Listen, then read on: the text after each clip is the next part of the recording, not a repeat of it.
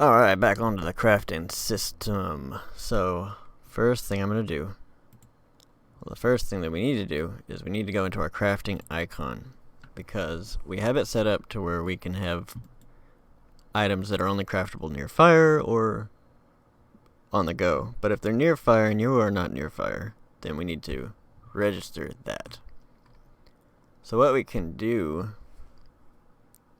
well, first off, let's go up here to the event construct, and we'll just add our cast to player up here, because we're going to need it a few times, and instead of casting a bunch of times, we'll just cast once and store it as a reference. So I'll store this as the player reference. Then down here we can get rid of this and just replace it with that. Just like that. Just like that.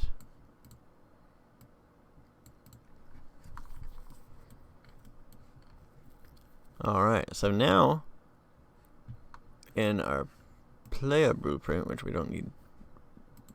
Wait a minute. I got turned around for a second. Let's see, craft icon. Unclicked. Unhovered.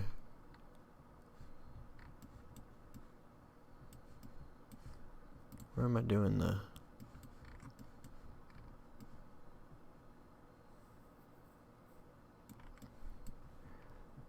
need fire and invalidating it? Where am I doing that at?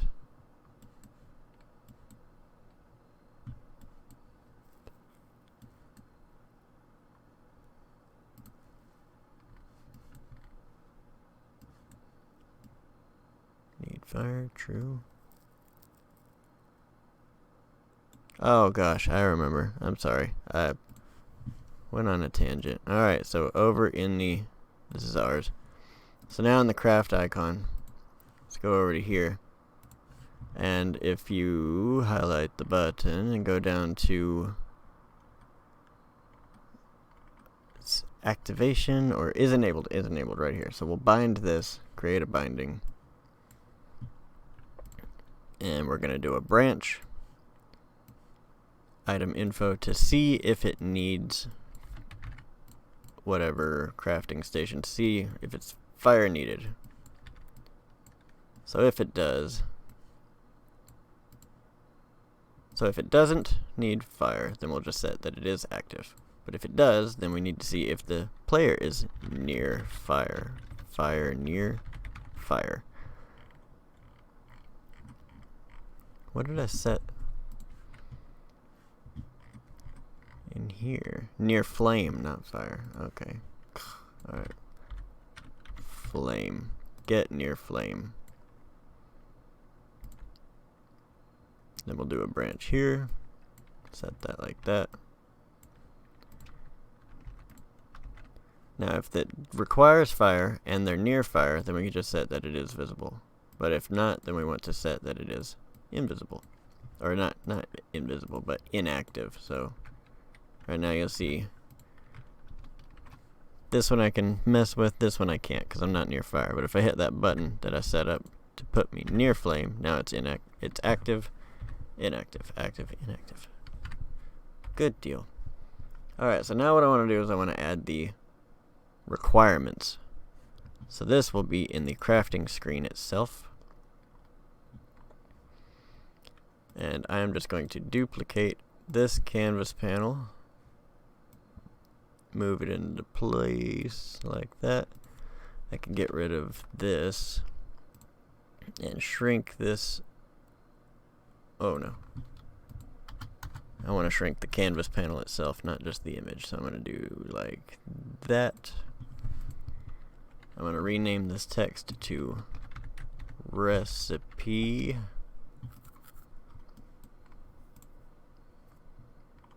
Which this might be a bit big for it, but it'll be alright for now.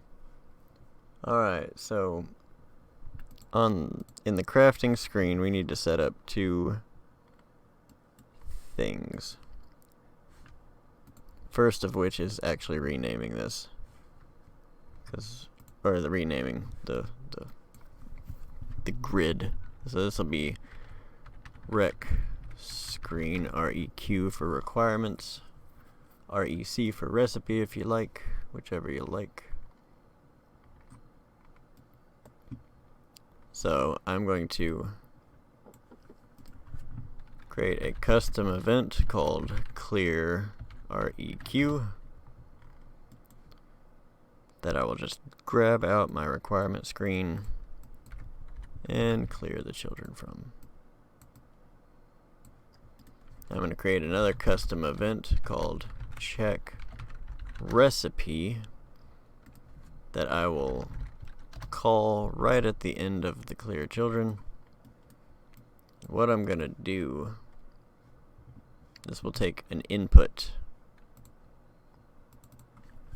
that will be the recipe, and it'll be item info. So compile that. Now in our crafting icon, we can hit our button, and we need to do a hovered event. On clicked, pressed, release, hovered.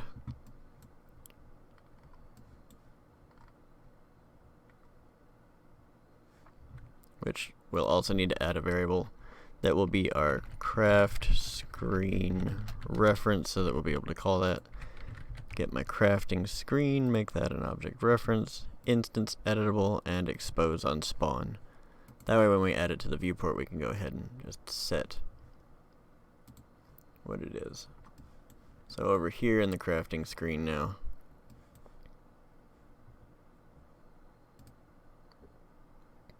might need to refresh the nodes for each time we're adding it. Refresh. And then both of these can just be hooked to a self reference so that it automatically associates with this. So with that done, now back in the crafting icon.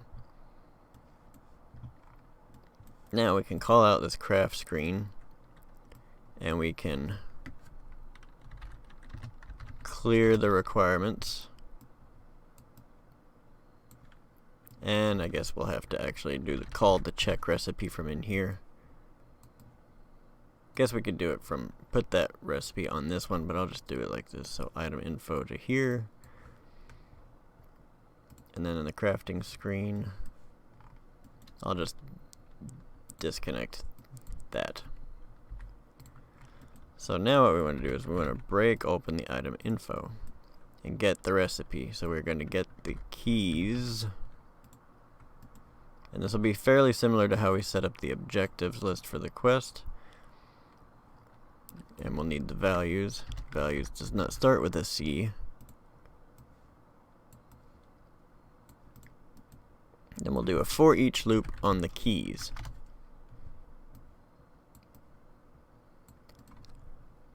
Then we'll get data table row names. This gets every name inside the data table. It'll be our item info, and we'll do a for each loop on the names themselves. Now we'll get the data table row information of our item info data table at that array element. Break it and see if the classes match. See if it's equal to each other.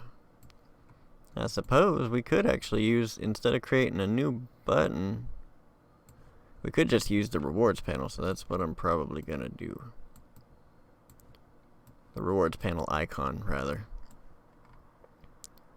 So once we find the one we need, then we want to get a copy of the index at that same array element.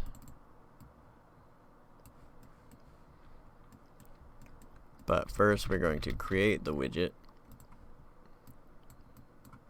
of our rewards panel icon, set the item info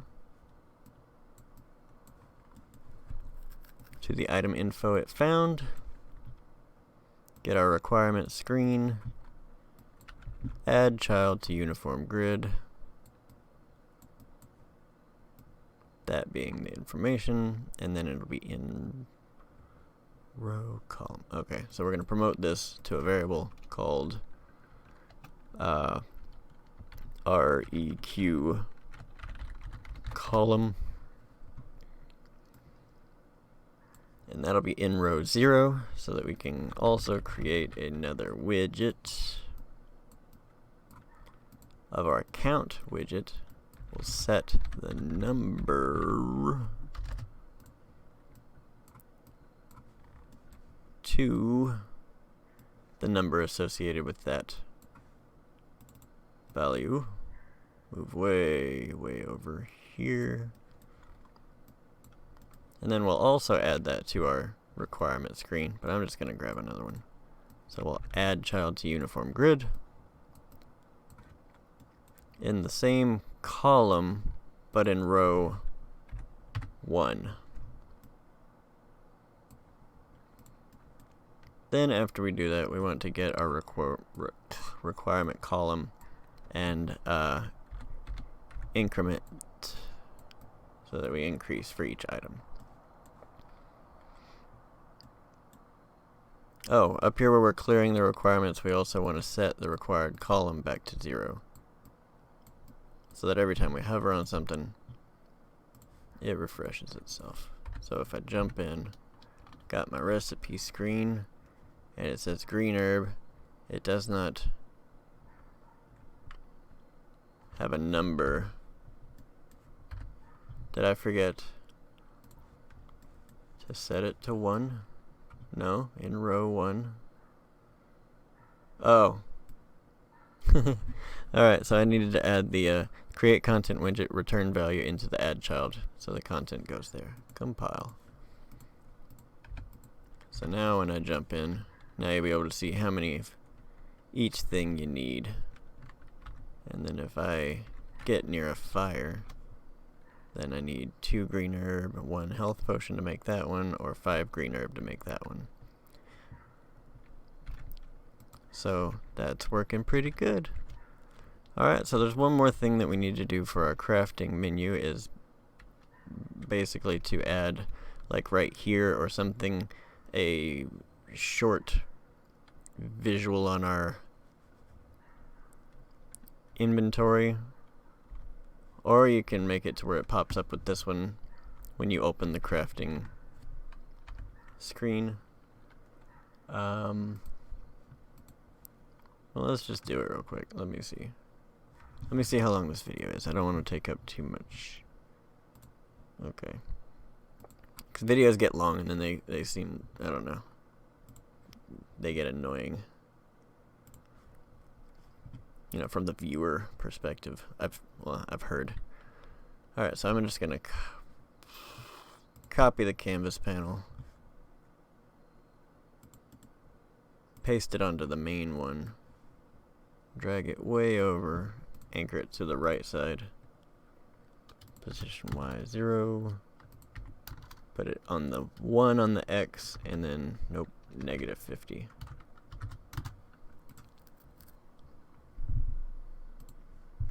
So I'm going to rename this to player inventory. Get rid of my second scroll box because we don't need it. Rename this one to inventory panel. Set this scroll box as big as this. And then really, let's see. Size X now, let's do 500. What is your offset? On the Y, 0. Alright, so they're in line. That's the scroll box. Inventory panel, alright. So, crafting screen. We can go in here, and we can do this on the begin play up here. So on event construct, now that we have an inventory panel, which I don't think we're ever setting that back, are we? Hang on, where's my crafting screen? Command list. No, those buttons are just filling on each other every time, aren't they? Alright, so in the crafting screen, let's fix that. On the event construct, we'll back this way up.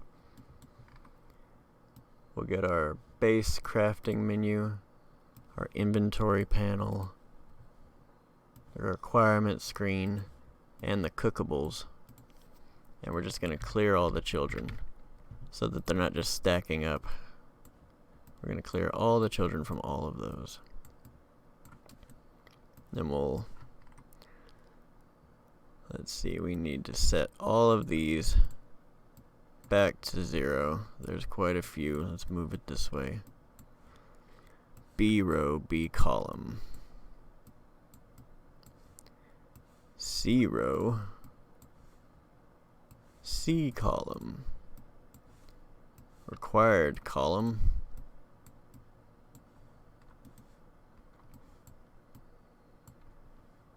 And then we're going to need a couple more, so let's add some more integers. This will be P row, player row,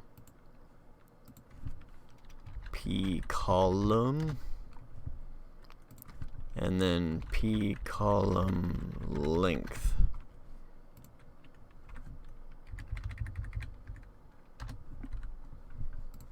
Alright, so I'm going to compile real quick so that I can default the column length for the player to 5. Then right up here we'll set both of those back to 0, the row and the column, and then we'll hook that right there. So that every time it calls, it should refresh itself. Alright, so once it's finished populating our crafting list, what we can do is here where we're casting to player. Well, I guess we don't have to promote it to a variable. We can just get inventory,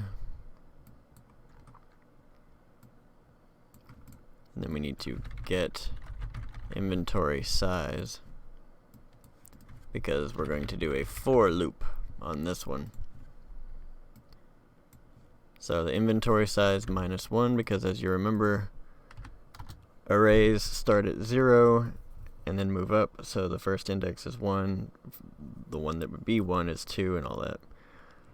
But the inventory is starts at 1 and goes up. So we'll move this down so we can create a widget. And this will be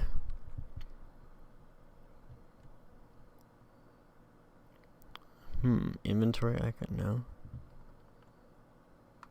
Spellbook icon, no. Count, no. Alright. We'll just right now do the reward panel icon. So from the inventory we will get a copy of the info at that array. We'll set the item info to that. And then we will add it to our inventory panel. So I will add child to uniform grid. Remember to hook up the content this time. In the player row and the player column. After which I want to increment the player column. Then we'll take this and check to see if it's greater than or equal the column length. Hook up a branch. And if it is, then we want to set the column back to 0 and increment our row. So I'll increment that. So if I jump in, open my crafting list, now you can see I got my player inventory on the side. And it's updating. Doesn't have a number on it, but that's okay. What am I doing? I don't need the quest log.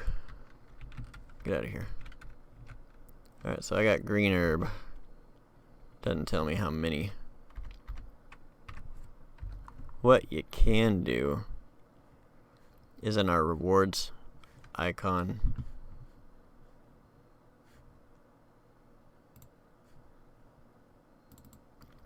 just add a number right here.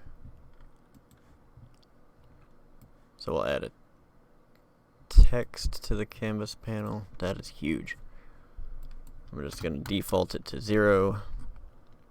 Set its size to like 10, 15. Italic. I'm going to move it like this. I don't want to click that size to content because then it makes it harder to adjust the number on it. So I'm going to align right though. Now we don't want this number to always appear. So we're going to set its visibility. We'll bind that to something. We'll add a variable called inventory ? That'll be defaulted to false. But when we create the actual button, then we can set it to true for things inside our player's inventory. So if it's true, it's visible. And if it's not, then it's hidden. Hooray. Alright.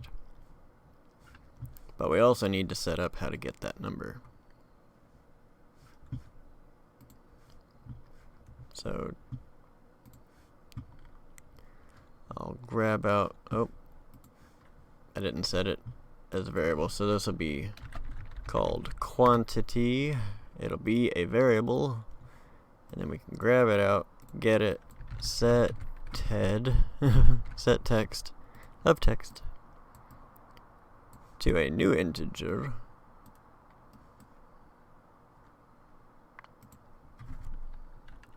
called amount. Can't call it quantity or else it conflicts with the other one, but we'll just grab out our amount and hook it right there. So now in our crafting screen, yes, when we create our reward panel icon, we can back that, okay, yeah, I compiled. We can move all this way a little bit, and then we'll set that it's our inventory. We'll set that to true, and then we will set amount.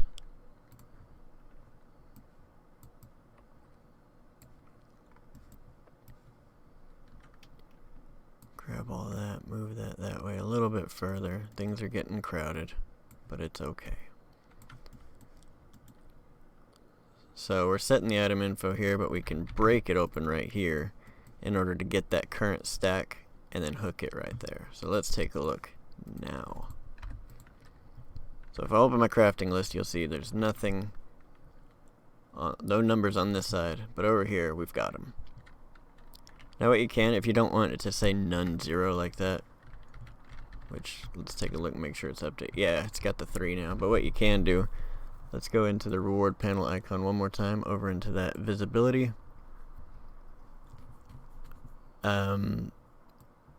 If it's the inventory and the amount is greater than 0. So if both of these things are true, then it's visible, but if one of them is false, then it's hidden. So let's take a look now. Yeah, so now it's got nothing in our player's inventory, crafting or the recipe, but if I pick up some herbs, then you can see I got 3 green herbs, and it's much easier to compare what I need versus what I have. So that's looking pretty good. I'm liking it. I'm digging it. Alright, so that's looking like it for the crafting system. And in the next one, we'll start doing something else. So I will see y'all in a bit. Bye-bye.